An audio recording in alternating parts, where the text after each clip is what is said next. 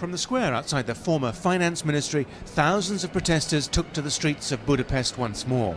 Here to protest against a tax on their use of the internet, a demonstration coordinated on Facebook. The government says it's just a way of raising cash.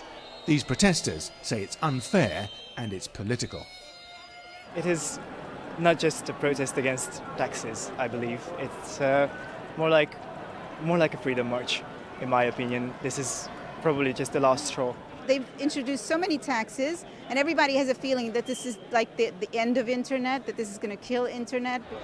The plan was to charge 60 cents for every gigabyte used. Then the government suggested a compromise, a flat rate charge of $2.80 a month. These protesters say no.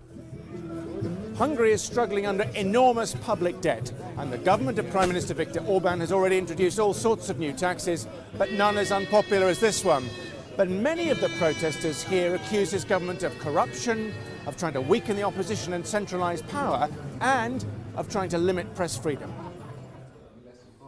Finding dissenting voices in the Hungarian press is getting harder.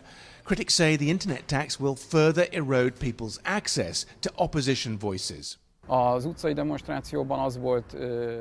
we see young people who up to now stayed away from politics, but because of this tax took to the streets and are expressing their opposition to the government. Prime Minister Viktor Orban is accused of becoming authoritarian. He admits to moving Hungary towards what he calls an illiberal democracy. He's close to President Vladimir Putin and speaks warmly of how they do things in Turkey and China. The US and his EU partners have expressed their displeasure. It's too early to say whether this protest will grow into something bigger. The government still enjoys a healthy majority in Parliament, but this latest measure has touched a nerve.